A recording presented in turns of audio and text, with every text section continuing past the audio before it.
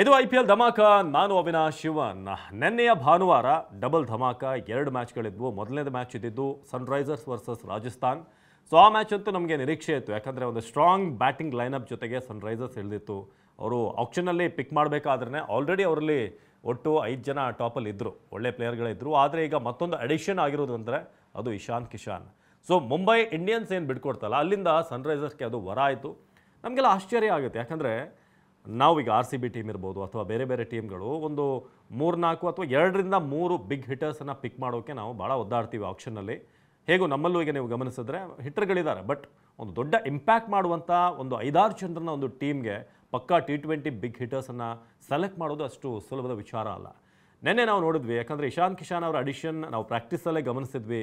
ಪ್ರತಿ ಮ್ಯಾಚಲ್ಲೂ ಕೂಡ ಅವರು ಪ್ರಾಕ್ಟೀಸ್ ಮಾಡಬೇಕಾದ್ರೆ ಎಲ್ಲ 200 ಸ್ಟ್ರೈಕ್ ರೇಟ್ನಲ್ಲೇ ಆಡ್ತಾಯಿದ್ರು. ನೆನ್ನೆ ಇಶಾನ್ ಕಿಶಾನ್ ಹೇಗೆ ಓಪನ್ ಮಾಡ್ಬೋದು ಅಥವಾ ಬಂದು ಹೇಗೆ ಆಡ್ಬೋದು ಅನ್ನೋ ಪ್ರಶ್ನೆ ಇತ್ತು. ಅಂದರೆ ಫಸ್ಟ್ ಇನ್ನಿಂಗ್ಸ್ ಹೇಗಿರುತ್ತೆ ಅವ್ರದ್ದು ಅಂತ. ನಿರೀಕ್ಷೆಗೆ ತಕ್ಕ ಹಾಗೇ ಇಶಾನ್ ಕಿಶಾನ್ ಆಡಿದ್ದಾರೆ. ಏನು ಬ್ಯಾಟಿಂಗ್ ಲೈನಪ್ ಇದೆ ಅವ್ರದ್ದು. ಒಂದು ಕಡೆ ಟ್ರಾವಿಸ್ ಹೆಡ್, ಅವ್ರ ಜೊತೆಗೆ ಅಭಿಷೇಕ್ ಶರ್ಮಾ, 1 ಡೌನ್ ಇಶಾನ್ ಕಿಶಾನ್, ಅವ್ರ ಹಿಂದೆ ಬರೋದೇ ನಿತೀಶ್ ಕುಮಾರ್ ರೆಡ್ಡಿ. ಅವರಾದಮೇಲೆ ಬೌಲರ್ಗಳು ಓಕೆ ಸ್ವಲ್ಪ ಸಮಾಧಾನ, 4 ವಿಕೆಟ್ ಹೋಯಿತು ಅಂತ ಅಂದ್ಕೊಂಡ್ರೆ ಆಮೇಲೆ ಬರೋದು ಕ್ಲಾಸೆನ್, ಅಂಕಿತ್ ವರ್ಮಾ ಅವರು ಕೂಡ ಬಂದಿದ್ದಾರೆ.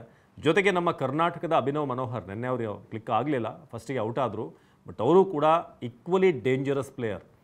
ಸನ್ರೈಸರ್ಸ್ ಟೀಮ್ಗೆ ಒಂದು ಬಲಾಢ್ಯವಾದಂಥ ಬ್ಯಾಟಿಂಗ್, ಜೊತೆಗೆ ಈ ಕಡೆ ಬೌಲಿಂಗ್ ಅಂತ ಬಂದಾಗಲೂ ಕೂಡ ಅವರು ಭಾಳ ಬಲಿಷ್ಠವಾಗಿದ್ದಾರೆ. ಪ್ಯಾಟ್ ಕಮಿನ್ಸ್, ಮೊಹಮ್ಮದ್ ಶಮಿ, ರಾಹುಲ್ ಚಹರ್ ಅಂತ ಬೌಲರ್. ಸೊ ಇದೆಲ್ಲವೂ ಕೂಡ ಸನ್ರೈಸರ್ಸ್ ನೆನ್ನೆ ಒಂದು ಡಾಮಿನೇಟಿಂಗ್ ಪರ್ಫಾರ್ಮೆನ್ಸ್ ಬಂತು. 300 ಹೊಡಿತಾರೇನೋ ಅಂತ ಒಂದು ಹಂತಕ್ಕೆ ಅನ್ನಿಸ್ತಾ ಇತ್ತು 13 ಓವರ್ಗೆ.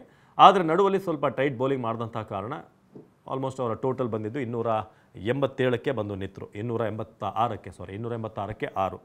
ಸೊ ಓವರಾಲ್ 24 ರನ್ 11 ಬಾಲ್ಗೆ. ಅಭಿಷೇಕ್ ಶರ್ಮಾ 31 ಬಾಲಿಗೆ 67. ಟ್ರಾವಿಸ್ ಹೆಡ್, ಇಶಾನ್ ಕಿಶಾನ್ ಅಂತೂ ತಮ್ಮ ಡೆಬ್ಯೂ ಸೆಂಚುರಿ ಅಂದರೆ ಫಸ್ಟ್ ಸೆಂಚುರಿ IPLನಲ್ಲಿ ಗಳಿಸಿದ್ರು. 47 ಬಾಲಲ್ಲಿ 106 ರನ್, 6 ಸಿಕ್ಸರ್, 11 ಬೌಂಡ್ರಿ. ಇನ್ನು ನಿತೀಶ್ ಕೂಡ ಬಂದು ಕ್ವಿಕ್ ಫೈರ್ ಇನ್ನಿಂಗ್ಸ್ ಆಡಿದ್ರು. ಅವರು ಕೂಡ 15 ಬಾಲಿಗೆ 30 ರನ್ ಗಳಿಸಿದ್ದು ಕೂಡ ಭಾಳ ಫಾಸ್ಟಾಗಿ. ಯಾರೂ ಕೂಡ ಬಂದಂಥವ್ರು ಜಾಸ್ತಿ ಹೊತ್ತು ಕಳೀಲೇ ಇಲ್ಲ, ಬಂದರು ಢಮಾಲ್ ಢಿಮೇಲ್ ಅಂತ ಹೊಡೆದ್ರು ಹೋದರು. ಸೊ ಕ್ಲಾಸೇನ್ ಅಂತೂ ನಿಮಗೆ ಗೊತ್ತಿದೆ, ಕ್ಲಾಸೇನ್ ಬಂದಮೇಲೆ 300 ಹೊಡಿಬೋದೇನೋ ಅಂತ ಲೆಕ್ಕಾಚಾರ ಅವ್ರು ಬಂದಾಗ ಸ್ಟ್ರೈಕಿಗೆ ಅನ್ನಿಸ್ತು. ಬಟ್ ಕ್ಲಾಸೇನ್ ಕೂಡ 14 ಬಾಲಲ್ಲಿ 1 ಸಿಕ್ಸ್, 5 ಬೌಂಡ್ರಿ, 34 ರನ್ ಗಳಿಸಿದ್ರು. ಸೊ ಅಂಕಿತ್ ವರ್ಮಾ ಬಗ್ಗೆ ಆಮೇಲೆ ಬಂದವ್ರ ಮೇಲೆ ಸಿಕ್ಕಾಪಟ್ಟೆ ನಿರೀಕ್ಷೆ ಇದೆ, ಯಾಕಂದರೆ ಪ್ರಾಕ್ಟೀಸಲ್ಲೂ ಕೂಡ ಅದ್ಭುತವಾಗಿ ಆಡಿರುವಂಥ ಒಬ್ಬ ಪ್ಲೇಯರ್.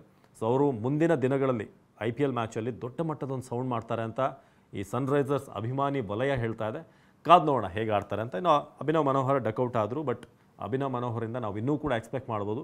ನಿಂತಲ್ಲೇ 6ಗಳನ್ನು ಹೊಡೆಯುವಂಥ ಕೆಪಬಿಲಿಟಿ ಇರುವಂಥ ಒಬ್ಬ ಪ್ಲೇಯರ್ ಅಭಿನವ್ ಮನೋಹರ್. ಸೊ ಅದಾದಮೇಲೆ 286 ಯಾವುದೇ ಟೀಮ್ಗಾದರೂ ಕೂಡ ಎನಿ ಡೇ ಯಾವುದೇ ಪಿಚ್ಚಲ್ಲಿ ಚೇಸ್ ಮಾಡೋದು ಅಷ್ಟು ಈಸಿ ಅಲ್ಲ. ಅವರಿಗೆ ಫಸ್ಟಲ್ಲೇ ಸಮಸ್ಯೆ ಆಗಿದ್ದೇನು ಅಂತಂದರೆ ಯಶಸ್ವಿ ಜೈಸ್ವಾಲ್ ಔಟ್ ಆಗಿದ್ದಿದೆಯಲ್ಲ, ಅಲ್ಲಿಂದನೇ ಅವರಿಗೆ ಎಲ್ಲೋ ಒಂದು ಕಡೆ ಬ್ಯಾಕ್ ಫೂಟಿಗೆ ಹೋದ್ರ ಅಂತ. But still Sanju Samson impact player ಆಗಿ ಬಂದಿದ್ದಾರೆ. ರಿಯಾನ್ ಪರಾಗ್ ಅಂತೂ ನೆನ್ನೆ ಕ್ಯಾಪ್ಟನ್ ಆಗಂತೂ ಏನೋ ಹೇಳ್ತಾರಲ್ಲ, ಒಂದು ಕೆಟ್ಟ ದಿನ ಅಂತ ಹೇಳಬೇಕು. ಯಾವ ಬೌಲರ್ ಹಾಕಿದ್ರು ಹೊಡಿತಿದ್ದಾರೆ.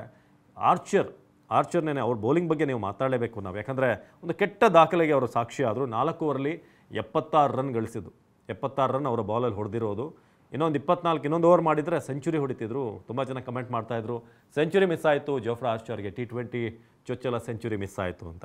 ಅವರಲ್ಲಿ ತೀಕ್ಷ್ಣ ಒಬ್ಬರು 2 ವಿಕೆಟ್, ಹಾಗೆ ತುಷಾರ್ ದೇಶಪಾಂಡೆ 3 ವಿಕೆಟನ್ನು ಗಳಿಸಿದ್ದು ಬಿಟ್ಟರೆ ಬಹುತೇಕ ಎಲ್ಲ ಬೌಲರ್ಗಳು ಕೂಡ ಹೊಡೆಸ್ಕೊಂಡ್ರು. ನಾವು ರಾಜಸ್ಥಾನ್ ಬ್ಯಾಟಿಂಗ್ ಬಗ್ಗೆ ಮಾತಾಡ್ತಾ ಇದ್ವಿ. ಸಂಜು ಸ್ಯಾಮ್ಸನ್ ಇಂಪ್ಯಾಕ್ಟ್ ಪ್ಲೇಯರ್ ಆಗಿ ಬಂದರು. ಅವರು 3 ಮ್ಯಾಚ್ ಇನ್ನೂ ಕೂಡ ಒಂದು ಕ್ಲಾರಿಟಿ ಸಿಗಬೇಕು, ಅವರೇ ಕ್ಲಿಯರೆನ್ಸ್ ಸಿಗಬೇಕು ಫಿಟ್ನೆಸ್ ವಿಚಾರವಾಗಿ. ಸೊ ಜಸ್ಟ್ ಪ್ಯೂರ್ ಬ್ಯಾಟ್ಸ್ಮನ್ ಆಗಿ ಆಡ್ತಿದ್ದಾರೆ ಅವರು. ಸೊ ಅವರು 66 ರನ್ 37 ಬಾಲಲ್ಲಿ ಒಂದು ಪ್ರಯತ್ನ ಪಟ್ಟರು ಒಂದು ಚೇಸ್ ಮಾಡುವಂಥ ವಿಚಾರದಲ್ಲಿ. So 7 boundary, 4 sixer. ಹಾಗೆ ರಿಯಾನ್ ಪರಾಗ್ ಬರೀ 4 ರನ್ ಕ್ಯಾಪ್ಟನ್ ಆಗಿ ಫಸ್ಟ್ ಮ್ಯಾಚ್ 4 ರನ್, 1 ಬೌಂಡ್ರಿ ಹೊಡೆದ್ರು. ಮತ್ತೊಂದು ಕ್ಲಿಯರ್ ಮಾಡುವಂಥ ಪ್ರಯತ್ನ ಆಯಿತು, ಆದರೆ ಮಿಡಾನ್ನಲ್ಲಿ ಕ್ಯಾಚ್ ಆಯಿತು. ಸೊ ನಿತೀಶ್ ರಾಣಾ ಕೂಡ ಅಂಥ ಒಂದು ಪರ್ಫಾರ್ಮೆನ್ಸ್ ಬರಲಿಲ್ಲ. 8 ಬಾಲಿಗೆ 11 ರನ್. ಧ್ರುವ್ ಜುರೇಲ್ ಅವರ ಅಟೆಂಪ್ಟ್ ಬಗ್ಗೆ ನಾವು ಮಾತಾಡಲೇಬೇಕು, ಯಾಕಂದರೆ ಆ ಸಂದರ್ಭದಲ್ಲೂ ಕೂಡ 287 ರನ್ ಟಾರ್ಗೆಟನ್ನು ಚೇಸ್ ಮಾಡಬೇಕಾದ್ರೂ ಕೂಡ ಆ ಇಂಟೆಂಟ್ ತೋರಿಸೋದಿದೆಯಲ್ಲ, ಇಲ್ಲ ನಾವು ಟ್ರೈ ಮಾಡೋಣ ಅಂತ, ಅದು ಎಲ್ಲ ಪ್ಲೇಯರ್ಗಳಲ್ಲೂ ಬರಬೇಕಾಗುತ್ತೆ T20 ಫಾರ್ಮ್ಯಾಟ್ ಅಂತ ಬಂದಾಗ. ಸೊ ಧ್ರುವ್ ಜುರೇಲ್ ಕೇವಲ 35 ಬಾಲಲ್ಲಿ 70 ರನ್ ಗಳಿಸಿದ್ದು, 6 ಸಿಕ್ಸರ್, 5 ಬೌಂಡ್ರಿ. ಸೊ ಇದು ಧ್ರುವ್ ಜುರೇಲ್ ತೋರಿಸಿದಂಥ ಇಂಟೆಂಟ್. ಏನು ಹೆಟ್ಮೇರ್, ಎಲ್ಲರೂ ಕೂಡ ಹೆಟ್ಮೇರ್ ಆಗಿ ಶುಭಮ್ ದುಬೆ ಸಿಡಿದ್ರು, ಬಟ್ ಇಟ್ ವಾಸ್ ಲೇಟ್, ಯಾಕಂದರೆ 23 ಬಾಲಿಗೆ 42 ಹೆಟ್ಮೇರ್, ಹಾಗೆ ಶುಭಮ್ ದುಬೆ 11 ಬಾಲಲ್ಲಿ 34. ಅಷ್ಟರಲ್ಲಾಗಲೇ ಅವರ ಆಸ್ಕಿಂಗ್ ರೇಟ್ ಜಾಸ್ತಿ ಆಗಿತ್ತು, ಪಂದ್ಯ ಕೈ ಬಿಟ್ಟು ಹೋಗಿತ್ತು. ಸೊ ನೆನ್ನೆ ಓವರಾಲ್ ಹೈದರಾಬಾದ್ ತನ್ನ ಆಕ್ಷನಲ್ಲಿ ಏನು ಪಿಕ್ ಮಾಡಿದ್ರಲ್ಲ ಅವರು, ಅದೇ ರೀತಿಯಾದಂಥ ಪಿಚ್ಗಳನ್ನು ಮಾಡ್ಕೊಂಡಿದೆ. ಎಲ್ರಿಗೂ ಕೂಡ ಅನಿಸ್ಬೋದು ಯಾಕೆ ಹೈದರಾಬಾದ್ ಅಷ್ಟು ಹೊಡಿತಾರೆ ಅಂತಂದರೆ ಅವರು ಬ್ಯಾಟಿಂಗ್ ಫ್ರೆಂಡ್ಲಿ ಆದಂಥ ಪಿಚ್ಗಳನ್ನು ಮಾಡ್ಕೊಂಡಿದ್ದಾರೆ. ಜೊತೆಗೆ ಇಷ್ಟು 6 ಬ್ಯಾಟ್ಸ್ಮನ್ಗಳು ಕ್ಲಿಕ್ ಆಗಬೇಕು, ಒಂದು ದೊಡ್ಡ ಟಾರ್ಗೆಟನ್ನು ನಾವು ಕೊಟ್ಬಿಡಬೇಕು. ಸೊ ಅದಾದಮೇಲೆ ನಾವು ಚೇಸ್ ಮಾಡೋದು, ಅಥವಾ ಫಸ್ಟ್ ಬ್ಯಾಟಿಂಗ್ ಏನಾದರೂ ಎದುರಾಳಿ ತಂಡ ಮಾಡಿದ್ರೆ ಆಗ ಅದನ್ನು ಚೇಸ್ ಮಾಡೋಕ್ಕೂ ಕೂಡ ನಮ್ಮಲ್ಲಿ ಬ್ಯಾಟ್ಸ್ಮನ್ ಇದ್ದಾರೆ. ಆ ರೀತಿ ಲೆಕ್ಕಾಚಾರ ಹಾಕ್ಕೊಂಡು ಅವರು ಟೀಮನ್ನು ಬಿಲ್ಡ್ ಮಾಡಿದ್ದಾರೆ, ಟೀಮ್ಗೆ ಬೇಕಾದಂಥ ಪಿಚ್ಚನ್ನು ಕೂಡ ಮಾಡಿದ್ದಾರೆ. ಸೊ ಹಾಗಾದರೆ ಈಗ ಈ ಟೇಬಲ್ ಹೇಗಿದೆ ಸದ್ಯಕ್ಕೆ ಅದನ್ನು ಕೂಡ ನೋಡ್ತಾ ಹೋಗೋಣ. ಸೊ ಸದ್ಯ ಟೇಬಲ್ ಏನು ಹೇಳುತ್ತೆ ಅಂತ.